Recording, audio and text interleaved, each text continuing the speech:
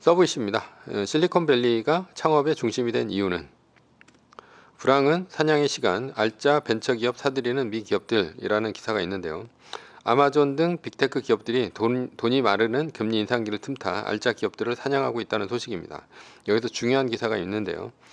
테슬라가 457명 인원을 감축을 했는데 이들은 전기차 경쟁 업체인 애플, 아마존, 리비안, 루시드 등의 스카웃이 됐다는 소식입니다. 이것이 왜 중요하냐? 왜냐하면 한국 같으면 민감한 문제가 될 수 있기 때문입니다.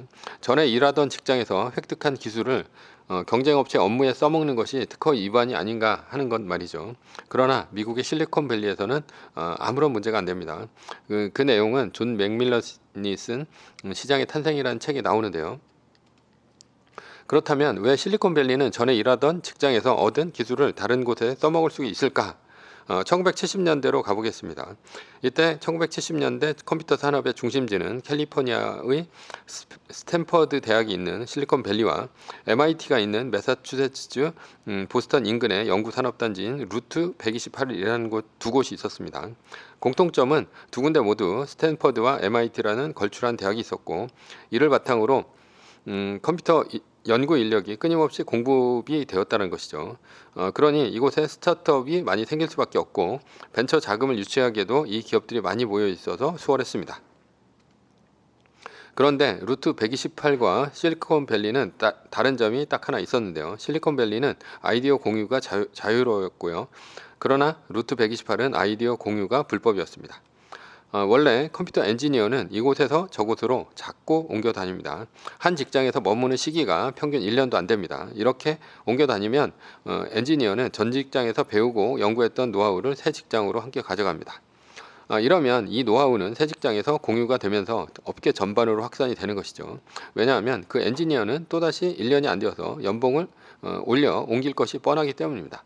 예를 들면 테슬라의 자율주행 기술을 연구한 엔지니어가 애플, 리비안, 구글 등으로 가서 테슬라의 자율주행 기술 노하우를 전수해주는 효과가 있다는 것이죠.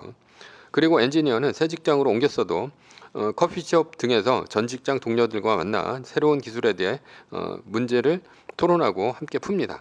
이렇게 할 수 있는 이유는 실리콘밸리는 개인 기술에 대한 충성도가 높기 때문입니다. 즉, 엔지니어의 기술이 뛰어나면 실리콘밸리에서 자신이 원하는 직장으로 자유롭게 옮겨 다닐 수 있는 문화가 형성되어 있다는 얘기입니다.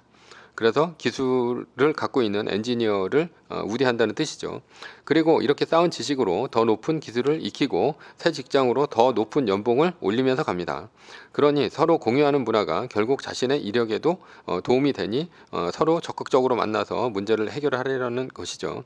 그래서 엔지니어끼리 서로 만나서 토론과 문제를 해결하는 것에는 아무런 꺼리낌이 없습니다. 실리콘밸리에서는 자연스럽게 엔지니어끼리 네트워크 문화가 발전하게 되고요. 그러니 엔지니어가 직장을 옮겨 다니는 것은 기업 간의 아이디어 공유와 같은 것입니다. 그래서 테슬라가 엔지니어를 자르면 애플, 구글, 리비안 등의 자율주행 노하우가 공유가 되면서 업그레이드가 됩니다. 그러나 1970년대 루트 128에서는 이런 문화가 없었습니다. 실리콘밸리에서는 되는데 루트 128에서는 안 되는 이유가 무엇이냐? 이유는 주법 때문입니다. 매사추세츠주에서는 전 직장에서 얻은 기술을 새 직장에 적용하는 것은 불법이었습니다. 기업의 아이디어를 공유를 법으로 금지하고 있었던 것이고 보호했던 것입니다. 그리고 한두 해 동안 엔지니어는 동종업계에 취업을 할 수 없도록 취업 금지 규정까지도 있었습니다. 그러나 실리콘밸리에서는 전에 일하던 직장에서 얻은 기술을 다른 직장에서 쓰는 것이 법률 위반이 아닙니다. 법을 소극적으로 적용했던 것이죠. 캘리포니아 법 자체가 그렇습니다. 그러니 엔지니어라면 누가 루트 128에 머무르려고 하겠습니까? 당연히 실리콘밸리로 모이고, 실리콘밸리는 이런 인적 네트워크와 자유로운 아이디어 공유로 더 발전을 했고 연봉도 더 많이 올라갔던 것이죠. 결국 실리콘밸리가 기술 기업의 메카가 된 것입니다.